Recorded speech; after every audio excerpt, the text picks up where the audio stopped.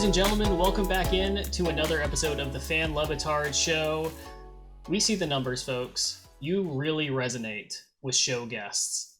And this particular show guest has produced massive numbers for us before, so it is my distinct honor to welcome back into the Batard Show, Jessica Smetana. Jessica, welcome back in. Wow, thank you. Is that true? Yeah, it's true. You put up numbers. Mm-hmm. Wow. Ooh, scoreboard. Cool. The people love you. It's you and Billy, and then everyone way below. Why is Billy the fan favorite? Can we analyze that for a moment? Like, what do you guys like about Billy Gill? That he's an anarchist? Yeah. It's that the rambling, you never know which way it's gonna go. It's like mundane conversations that you would have with any other person that you would be like, this conversation is really boring, but somehow with him it's incredibly endearing and the most entertaining thing. I can't fully explain it. He often says the things I'm thinking while y'all are talking. So he's like the inner monologue for us listeners. Interesting. So, Smetty, I'm going to start us off here, and I think I speak for all of us here when I say that we were all really caught off guard, but simultaneously impressed by this French Formula One minute that you dropped a couple of weeks back.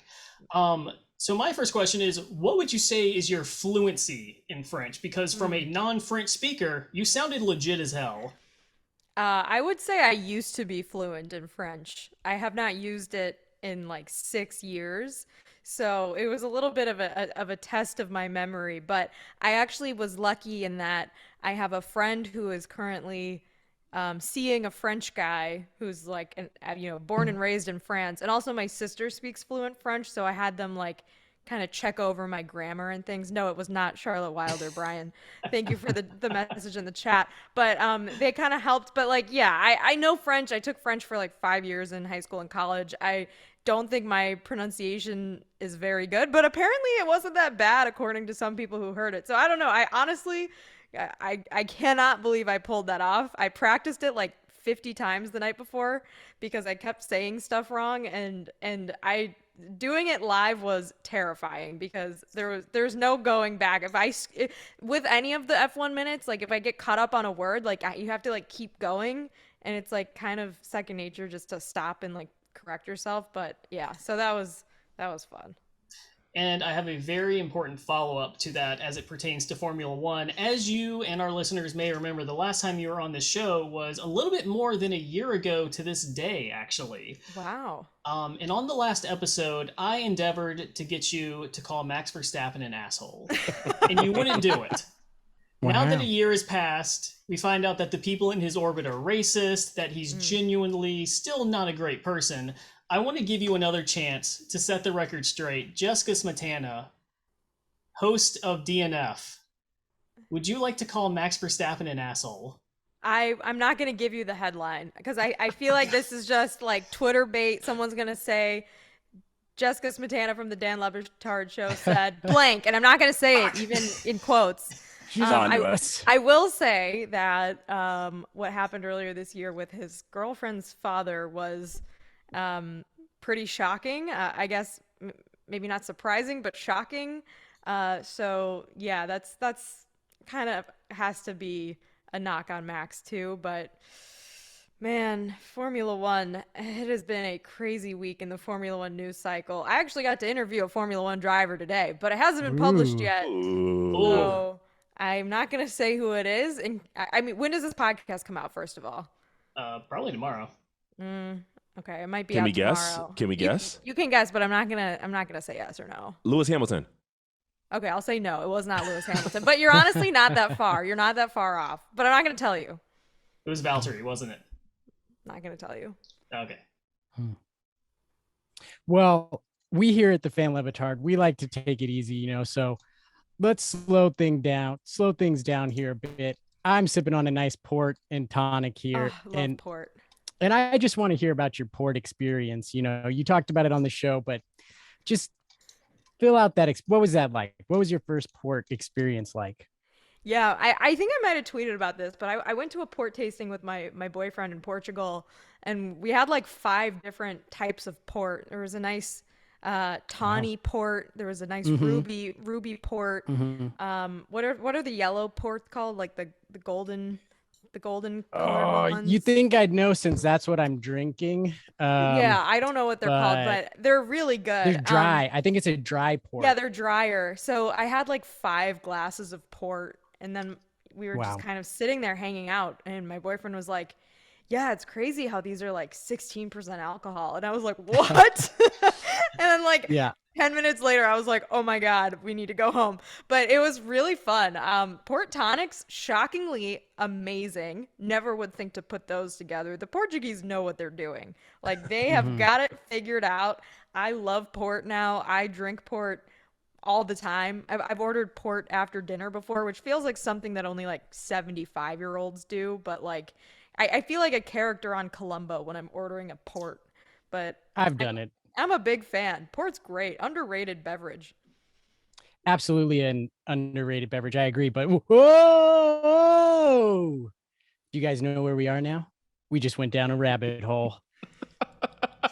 How do those things work? Do they just follow you, Jessica, wherever you go? Yeah. There's this guy with like a soundboard who just follows me and Kate Fagan around and plays weird sound effects whenever we decide to go off on a tangent. But good callback. Yeah. So my tangent is here. This is the website that I got my port and tonic recipe off of. And it's just like, you can't quite see it there, but look at all the ads. Like I'm still scrolling. Oh my you can God. barely read it. Not great content here, but still scrolling. Like I don't need to know why you made the port tonic or the history of port. Just give me to your recipe. And that's one of my pet peeves with baking websites. They're not optimized well. Like you have like this much space to actually read the recipe on it. And I just want to know, what are your baking pet peeves? Ooh, my baking pet peeves. I think one of my biggest pet peeves is actually something that I've it's only become a pet peeve in like the last year and a half since I've become more of a efficient baker, shall we say.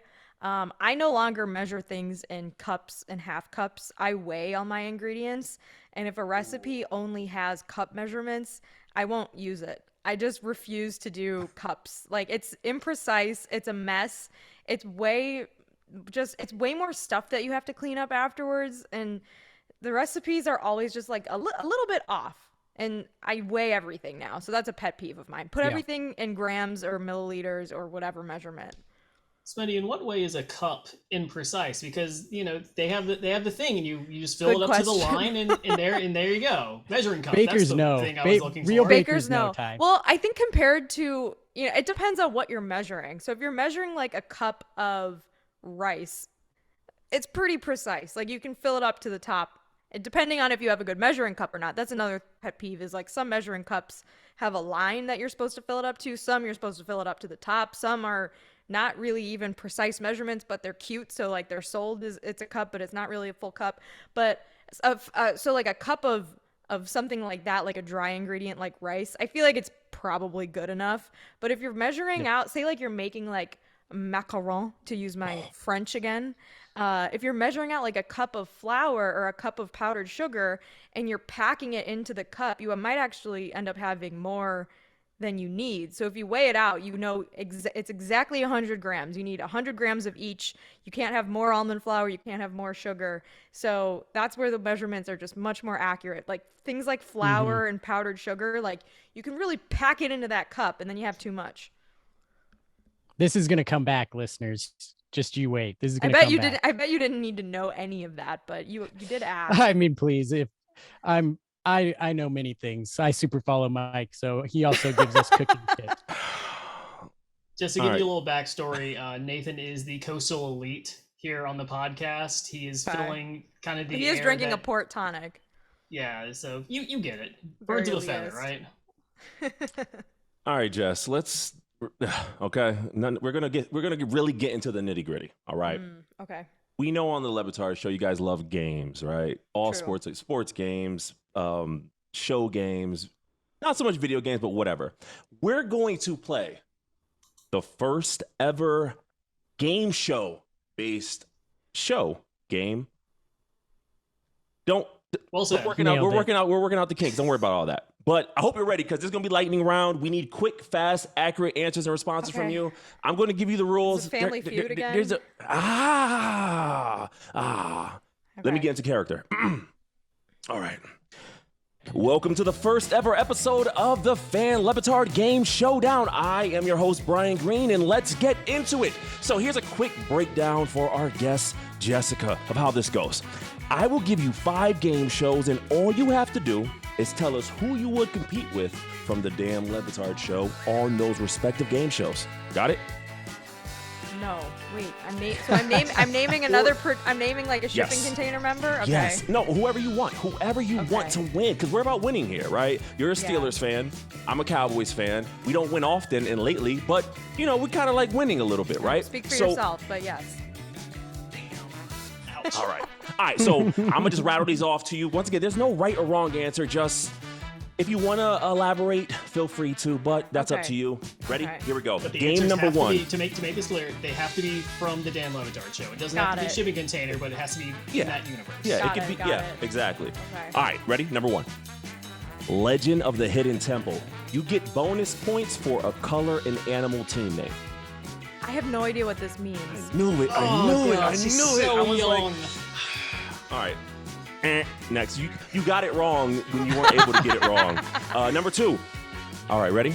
Yes. What male counterpart would you bring with you on American Gladiator? Ooh, Tony. Good answer. Okay. All right, she wants to win. She's here to win.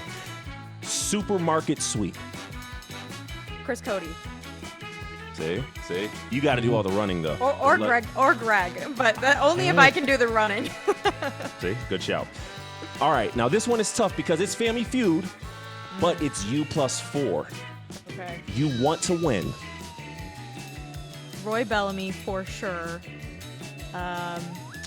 Chris Cody. Greg Cody. Amin. Okay. I like it. Good answers. And last but definitely not least, The Amazing Race. Country unknown. So don't pick this. Don't pick the people who can speak Spanish because you might end up in Russia. I was gonna say Tony again because I know he's been to he's been on the tuk-tuks in Thailand. I feel like he could I don't know. I feel like he knows how to get around foreign countries. That's a hard one. I don't know who I don't, because then you're stuck with this person for like a month. The correct answer was Billy. Should have picked Billy. Yeah. Billy's gonna sabotage you within 5 minutes. I don't trust Billy. So what do you think, guys? Did she win the game, or how'd she do? I'm embarrassed at the not knowing what the Legend of the Hidden Temple is. You got to do some Google on that. If you don't remember Nickelodeon. Oh, I think I know what you're talking about. Was there like a big stone face? Yes. Aztec. It was like Aztec. I remember vaguely, but I can't say that I know exactly. Olmec. His name was Olmec. Yeah. Okay. So fun fact, they actually remade that. There's a modern edition of it, and it sucks because it has adults instead of kids, and it's weird as hell.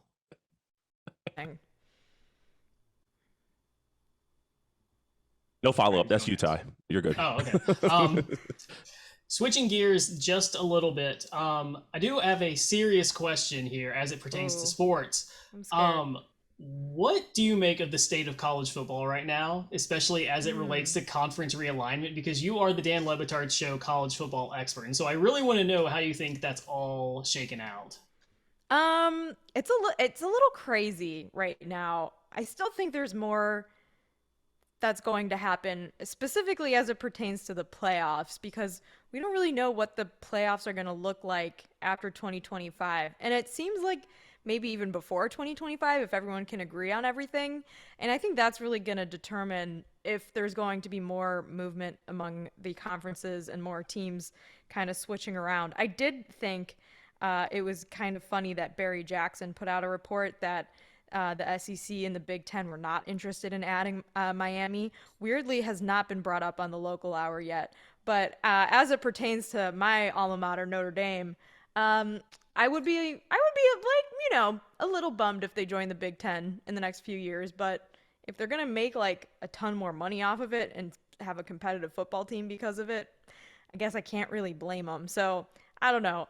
I don't think anything has really changed that drastically yet, but I think there could be some pretty major changes in the next few years, especially with the playoff. There was a ESPN notification that almost freaked me out when I was strolling down the aisles of Costco. It said the Pac-12 commissioner is bullish on expansion. And I thought they're targeting UCF or USF, right? Or the Buffalo Bulls to add to the Pac-12. But I misread it. It was them bullish on expanding the college football playoff because they're going to need it because they're not getting in when there's 4 teams and USC and UCLA are gone. Boo. That was a bad joke. Oh, you think that's bad? Give him time. I can go much worse. I'm afraid of what is going to happen after he finishes the port tonic. You know what, Nathan? I think you should hit her with your joke. I don't even think that was the pre-planned joke that we had. There's another joke. There is a arguably worse joke. There's more. All right, lay it on me. Here we go. What does Obi-Wan Kenobi tell his quarterback when he wants to go for it on 4th and 3 from the 40? I don't know. It's over. We have the field position. Punt. I get it. That's a good one. Is that better or worse than his I other feel one? you know what? I feel like the fans really liked Obi-Wan Kenobi. There's more. I don't think I got enough credit for that very limited fake character that I had almost no no backstory with. Like I didn't even really have a voice for it. I just think it's like the thought is there. Mm-hmm. I think maybe it's up to y'all to like flesh that one out a little bit more. Like do the work for me, create the character, maybe write out like a description and just email it to me. And I'll use that, and maybe I'll give you credit. Maybe I won't. I don't know. Stugotz. This is not the play call you seek. Right? That could be another one, right? So part of the problem is I've never seen Star Wars, so I have no idea I don't know who Obi-Wan Kenobi even is. So I feel like he could be anyone. Like we could be. Is he Baby Yoda? I don't know. What is the Mandalorian? Baby Yoda is Baby Yoda. That means nothing to me. Smetty, why don't you give us a guess of who you think Obi-Wan Kenobi is and what you think he's famous for? I think he's like the head Jedi. That's all I can give you. Not a terrible guess. Nailed it. What's the actual answer? I don't know. I'm not a huge Star Wars guy. Hey, there's 3 of us here because I don't watch Star Wars at all. I think it's weird. Okay, Nathan, do you know confidently who Obi-Wan Kenobi is? I've watched all the Star Wars. I watched the most recent. I almost called him Obi-Wan Kenobi mini. I mean, that's his name, so That's Tonic. Canon now. I watched it. I think that series was mediocre. I agree with Amin's take on it from Mystery Crate there. So, but I think Head Jedi, nailed it. Close enough, right? Head Jedi. We'll go with it. Head eye. But yeah. So Jess, Kyler Yes. Murray, right? Kyler Murray. So I'm of the ilk where I don't care about the contract because it's not my money. Don't care. He ain't my quarterback. So whatever, keep rocking. I understand the premise for it. But I bring this question to you. If you had the power to include a Kyler Murray contract clause for one of your showmates, who would it be and what would they be required to do for 4 hours a week? That is a really good question. I mean, I could say something really mean. Do it. Do it. In character, which is like maybe Greg Cody has to shower for at least 4 hours a week, or like get 4 hours worth of like mani-pedi services done on him. Yeah. Maybe something like that. Maybe like Stugotz has to have a 4-hour heater break every day. I don't know. He does already. Yeah, I mean a break from the heaters, as in 4 hours he's not smoking. Yeah. Does that work? Yeah, those suffice. If I think of any more, I'll let you know. Do it. Great question, Brian. Woody has to not use British or that British Clive phrases, or Woody can't say Clive for 4 hours every day or every week. Let's would go physically with that kill one. him. He would implode. I think Clive comes so naturally to him now that it's like just he can't not say it. He's Clive is like a breath. Every breath he takes is a Clive. True or false? You can see Woody naming his firstborn Clive just so when they ask for something, he can say, "That's a no for me, Clive." Exactly. I mean, yes, that is true. Brian, you want to go again? No, I thought that was a great answer. All 4 of those, or 3 of those, or 2 of those was amazing. And I think she needs to get on the horn with whoever makes the rules over there and gets all of that done. Because, listen, I right now got Stu waking up 4 hours into his sleep to smoke a cigarette. And I believe that might be saving his life. So I think you should get on that, Jess. I truly, with Stugotz, I still don't know what is real and what is not real. I don't even know if there is like a character there. Like, I don't know what is going on. He is an amazing person, and I mean that in every sense. Like, I am amazed by him. He's an old looking 50. Like, is he really 50? I'm not gonna say that. I mean, but yes, he is 50. But you know what? He's a great guy. I'm amazed by him constantly, but he is a great guy. Brian, the pandemic was hard on all of us. All right, you don't need to say it. Yeah, we're all feeling sensitive about our age after like losing the last 2.5 years of our lives. You know, I saw they released like some high school photos of him, and I actually looked at him and said, you know what? I can see the Clooney connection in the high school photos. He did have like pretty striking like eyebrows, I feel like, in those pictures, right? Yeah. Attractive people always have good eyebrows. So is that you saying young Stugotz was attractive, Smetty? Yeah, I mean, George Clooney's attractive. If you think that young Stugotz looked like Clooney, I think, yeah, like he looked cute. Good for Stugotz. Words I didn't think I would hear today. Words I didn't think I would say. Ever.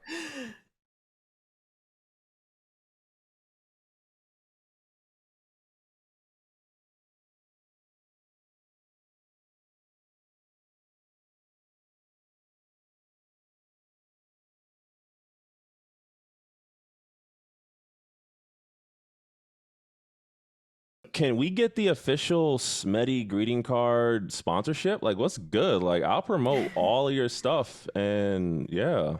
If I do start my greeting card business, which is actually a thing I have thought about.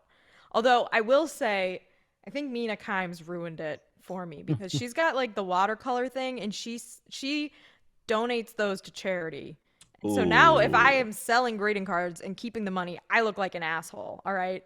So Mina's niceness and like kindness and philanthropic tendencies have made me now wonder, like, am I an asshole? Yes, I am an asshole. I'm also Stugotz's protege. So I want to be greedy and keep all of it for myself. But I have thought about a greeting card company at times. And if I do ever start one, you 3 will be the first to know.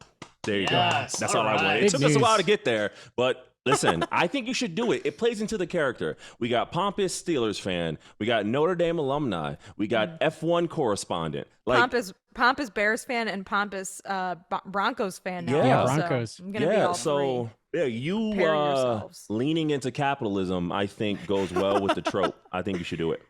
Leaning all the way in. Yeah, I'm gonna upsell those babies too. $50 for a card. Whoa. Just kidding. The fans will pay it too. That's the crazy thing. That is kind of true, though. That's the exploitative part. Stugotz. Oh, do you guys hear that? I think it's time for Nathan's baking minute, where I take something complicated that's baking and explain to you how to do it in 1 minute. Type. Put the time on the clock. Macarons. Don't do it. You'll fail. Nice. All right, well done. Nailed it. Yeah. I've made macaron. Yeah, you brought that up. Have you macaronaged? What does that mean? That's the fancy term for when you fold. Oh, really? I didn't know that. Yeah. Oh my God. They didn't teach us that in French class. I was going to see if I could find a picture of any of my macarons, but I don't know. Do you use the French method, the Swiss method, the Italian method? Like French, how you... French method, yeah. French method. Yeah, the old-fashioned way. this is where when you were talking about you gotta weigh it, Mm-hmm. macarons, you gotta weigh it, you gotta sift it too. Is your almond flour dry? Yeah, You you can't gotta have sift. wet You almond gotta flour. sift it, and you can't have a wet bowl. You can't have any water in that bowl because those peaks, they will not stiffen. You need And stiff it's peaks. Hubba hubba. exactly, it's so precise that literally the cookbook that me and my wife use says you should fold it about 18 times to get to a certain point. Like it I love literally that. tells you 18 like, times. It's like, what is that? How Why? French. How do you know how big my Yeah. spatula or my bowl is? It is incredible. But no, I have made them before, and I watched like, I don't even know why I decided to do this. I think I was bored one summer, and I watched like 15 YouTube videos and was like, I think I could do this. And I actually did do it. If you watch a video for something, it does tend to help, I've learned. So I don't know. Give it a shot. unless you have a bad oven, you don't stand a chance, which is why I That's say true. don't do it, you'll fail. We haven't done it in our new house, but when we did it, when we first, like listeners of our show know, I've been to France for 10 days, which is why I knew you nailed your F1 minute perfect, because A whole I know 10 French. days, yeah. Yeah. I've been to Cognac. But our oven at our old house sucked. So it didn't matter what we did when we put it in, it wasn't going to cook it evenly or cook it correctly. And all our macarons came out chewy. Just very Sad. disappointing. Very sad. Sounds like a disappointing baker. That's like blaming your O-line for not winning a game as a coach. Have How about you macaronaged here, Brian? No, Don't- because I'm a don't come regular. at- I'm a don't come at my regular. I'm a skills. regular American. No, I Let- haven't. let he who has Yeah. macaronaged throw the first macaron, as they say in France. Mhm. Famously. Famously, the French have said that. Yeah. All right. We've covered a lot, but we need to get serious here, Smitty. All right. I feel like we're friends. You know, I feel like we've got a good rapport. I feel like we know each other. I feel like I can safely say that we are your favorite fan podcast. Oh wow, that's a spicy meatball. I'm not gonna touch that, but Well, all right, let's I'll, just I won't say you're wrong, but I won't say that you're right. we'll take that. So with that understanding that we are your favorite fan podcast, what needs to happen for us to get press passes so we can provide proper wall-to-wall coverage of Mar Miami? Because the Oh, my people gosh. deserve it, and no one would cover that event quite like the three of us. That's a great point. You know what? When I find out the details on Mar Miami, which it does sound like the marks from Mark Tank are all aboard on, no pun intended. You three will be the first to know. I will send you a greeting card with your hand-drawn credential, and you will be on board Mar Miami as our in-house influencer content creators, covering the show within the show. Does that work for you guys? The Stugotz in you is strong. How do you guys- Your ability to just say, yeah, no, when we get the details, I got you. Like, I feel like a Hall of Fame speech for us is coming soon, because at this point you're promising things, but you aren't, but you are, and I love it. It's really, really impressive. I'm just saying, have you guys ever been to Bimini? No, and I can't wait. Exactly. All right, so now that we've got that, official, we've got it recorded on multiple channels. We can make that happen, and that is a locking, legally binding agreement. And I'm happy we covered it's that. as Now- done it's as done as Oscar Piastri to Alpine, Ty. Woo! We talking Formula One. Which may or may not be a done deal for those non-fans out there. TBD if he's actually racing for Alpine next year. Again, big news week in Formula One. The next Drive to Survive is going to be spicy. I hope they have time for all of this. Although I don't think the next 9 races are going to be interesting in terms of a title fight. So, Well, probably not. sadly. Anyways, Well- what was your next question? I interrupted you. Oh no, I was just going to. We promised our fans that we would ask you some of their hard-hitting questions, and it is Yes. our obligation to do so. So I'm going to run some by you here, Jessica, and you answer them to the best of your ability, okay? Okay. At KRB the Mapper on Twitter wants to know, what upcoming Meadowlark projects are you most looking forward to? That's a great question. You know, I'm excited for season 3 of Off the Looking Glass. We're kind of starting to put things together for that now. I really love doing that show with Kate Fagan. If you haven't listened, all the episodes are pretty much evergreen, so you should listen to the back catalog. But you know, this fall is going to be fun. Football's back. There's always fun stuff happening in football season. I think, you know, we'll probably have a Moss event at some point. I don't really know any of the details on these things, despite the fact that I make promises about them on fan podcasts. But I don't know, there's a lot of fun stuff on the horizon, so I'm excited for the fall. Nice. All right. KRB the Mapper has another question for you, and we're going to include it anyway because he's so generous with his time. What question hasn't someone asked you that we should be asking you? Oh, wow. Can I ask you three if there's a question that someone hasn't asked me that they should ask me? But then you don't actually get to ask it. I got one. Okay.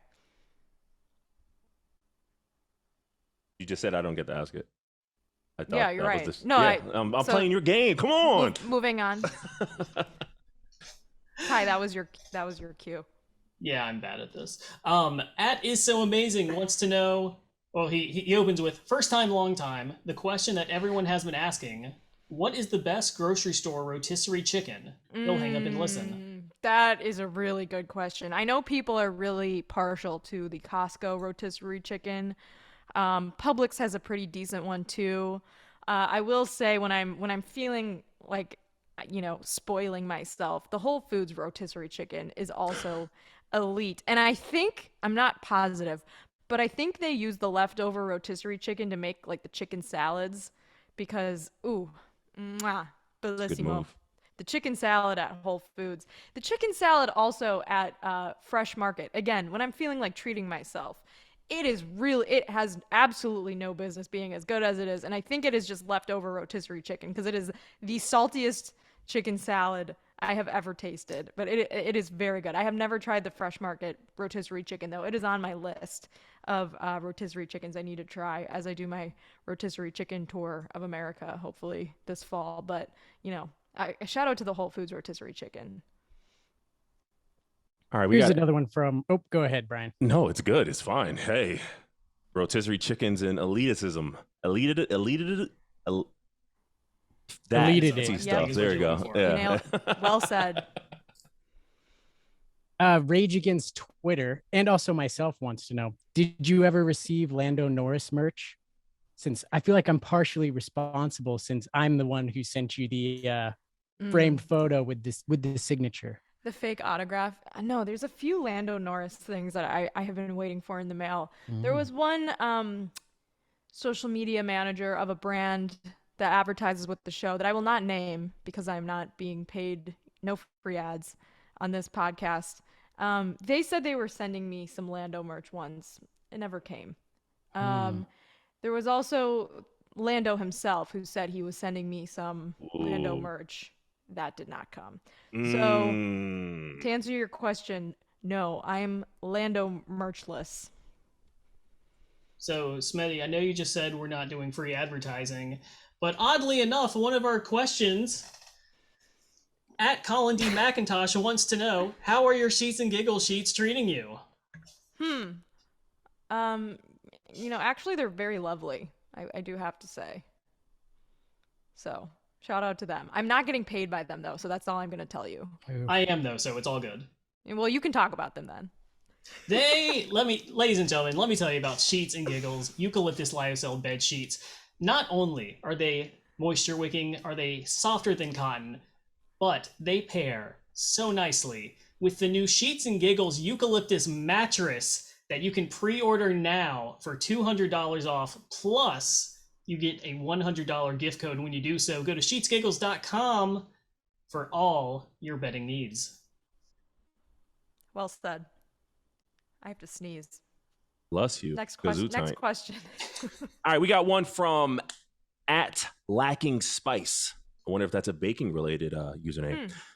top 5 list of colleges you applied for before going to Notre Dame? Ooh, that's a good question. Clemson. I only think I applied to like a handful. Clemson, Pitt, Wisconsin. I don't remember. I think I applied to a few more. Those were the only 3 that I actually like visited, though. I don't know. College. It feels like such a long time ago. College. Imagine being 24 saying, I was like, I just want to go to a school with a good football team. And then all the schools I applied to lost their bowl games my senior year of high school, and I was like, God damn it! Now what do I do? And Clemson lost theirs by like 70 points too, to West Virginia in the Orange Bowl. Anyway, bad memes. I was going to ask you why you didn't apply to UConn, but then you follow that up with a good football conversation. Yeah. And Are you a UConn Husky fan? Yeah.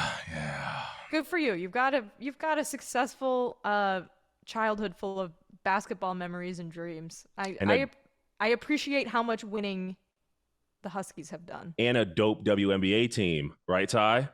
Yeah, this is actually where I wanted to go. Smetty, you probably don't know this, but I recently had a daughter about a month ago. First child. I know you hate her by default, but like it's okay. Absolutely right.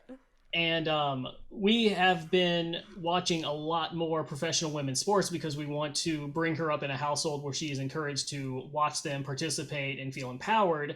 And so I've gotten into the WNBA a lot lately, and my default team has sort of become the Las Vegas Aces. And I want to know if that's a good team or if I should be picking anher team, because I am still open for bid. They're very, very good. In fact, they just won the Commissioner's Cup last week. Which Brian dismissed in our group chat, by the way. Hater. The in-season tournament. But no, realistically, that is a good choice. One of my favorite Notre Dame players, Jackie Young, is on the Aces. They're probably, them and the Sky are probably the favorite to win the finals this year. So, I mean, you kind of jumped on a bandwagon of an already really good team. But I'll give it to you. You know, I don't know if you're from Vegas. I don't know if you have any sort of like Vegas affiliation, family from Vegas, so or you're just decided to pick like one of the best teams in the league. But whatever it is, I'm happy for you. As you may remember, I don't remember if we discussed this or not. I went to Virginia Tech and they drafted Asia Shepherd from Virginia Tech, and I was like, boom, there's a connection right there. That counts. You know what? In sports, you just find your connections wherever you want. It's all kind of arbitrary, right? I'm a Broncos fan now. Like, who cares? Do it in August. That's all I'm saying. I don't want to hear about cups and all that tournament mid-season stuff. Do it in August. You know, and maybe it doesn't mean anything, but it is a indication that they are very good. It means everything. You're playing for a trophy at the end of the year. We already have a trophy. I can say we now because I feel like I got confirmation from Smetty. I love the we. I love the fans who say we. I say we all the time, and it is like the biggest like non-professional thing you can do as someone who works in sports. And I can't stop because that's just like what I've said since I was 3 years old. I'm always saying we as if I'm like an offensive lineman for Notre Dame. I have nothing to do with them winning or losing, but it's, you know, it's the fan thing. We're all kind of crazy people. Apologize for nothing.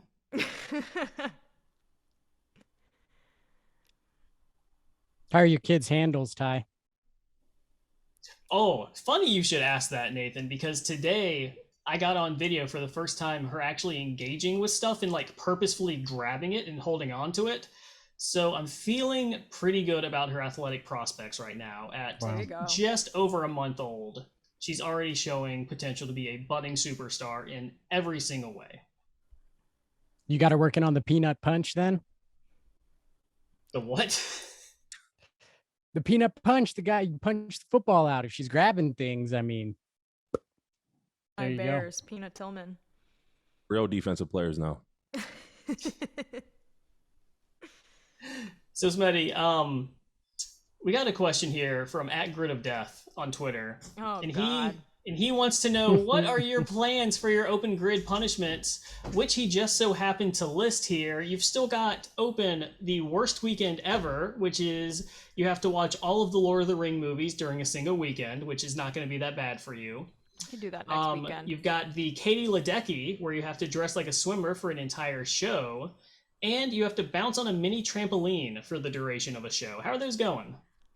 Well, they haven't bought the mini trampoline yet, but when they do, I will do that one. That one seems kind of fun, to be honest. Like, it's gonna be exhausting, but I'll probably wear like workout clothes and just treat it as like a workout day. The Katie Ledecky one, again, the swim cap. If I don't have to wear the swim cap, I'll do it tomorrow. I don't care. Like, I have like the bathing suit one piece thing, and I'll wear the goggles. But the swim, I just don't want to fuck up my hair. Mark it. But what was the last one? Your worst weekend ever. Yeah, that one I can do next weekend. I just got to do that, and before football season starts. There's no Formula One next weekend. I think I can manage that. It is about time for my yearly rewatch anyway. So, you know what? I'll do them. Screw it. Just no swim cap. They should swap out those Lord of the Ring movies with the Star Wars franchise. Nah, it's too late. Now it's an actual punishment, though. Just I don't want to. That's not how the Grid of Death works. If I do the Lord of the Rings, I guess this question's for Billy Gale. If I do the Lord of the Rings one, I know we talked about like live streaming me watching Lord of the Rings, but what if I just like live tweet all 3 movies? Like, can I do that? I feel like that's a good compromise. That's a long live stream. Really, right, really it's like long. literally 11 hours long, because I'm obviously going to watch the extended editions, even though it's like a punishment and I want to get it done sooner. But if I can just live tweet it, like done and done, next weekend, it's on. Sorry to my boyfriend. That sounds like a cop-out. You gotta live stream it. It's gotta be on Twitch. I don't know about that. Maybe, Jim? I don't know. We'll see. Jim? We'll see. All right, Smetty, you have been very generous with your time. We have one more fan question for you, and we're going to end on a high note here. At Banks wants to know, where were you during the Bush push, and did anyone with you cry? I thought you were going to say, where were you on January 6th? Because that's like become a meme now. I was like, what kind of question is that? Where was I during the Bush push? So I was at a soccer game somewhere in like rural Illinois with my parents, and we listened to the first half of the game on the radio, and then we got home right as the game was ending, and I watched it with my dad, and we both thought they won the game because obviously like the time ran out and then they put more time on the clock, and then we saw the Bush push, and yeah, I think everyone cried that day in my whole family. I think that might have been the next day, it might have been this game, it might have been another game. My family always went to church on Sunday mornings, and I think the next day, I remember asking my parents, like, are we going to church today? And my dad was like, there is no God. And I was like, I was like 8 years old, and I was like, what? But yeah, that was a vivid, traumatic childhood memory, because I went to school in Illinois too, where like all the other little kids in my grade, some of them watched Notre Dame, and yeah, so bad memories, ending on a downer. Sad times. I love the visual image of your dad just sitting around a coffee table, distressed, drinking out of a flask, just being like, Reggie Bush killed God. Yeah, exactly. It was dark days in the Smetana household after the Bush push. And then, things got worse from there for a while, but we don't have to talk about it. What was almost, equally as bad was the Jameis Winston game in 2014 against Florida State. Notre Dame, I think, was undefeated, and they scored the go-ahead touchdown with time running out, and then the refs called it back, and they called offensive pass interference. That was a brutal one in my house. We, again, thought that they won the game. Refs called it back. It was bleak times. Well, we love to end on a high note here on the Fan Levitar Show. So Jessica Smetana, thank you once again for joining us. Fellas, can we get a thank you, Jess, going? Thank you, Jess. Thank you, Jess. Thank you, Jess. Oh, we're probably all off. Spot on. All right, thank you guys. No, thank you. Appreciate it. Bye.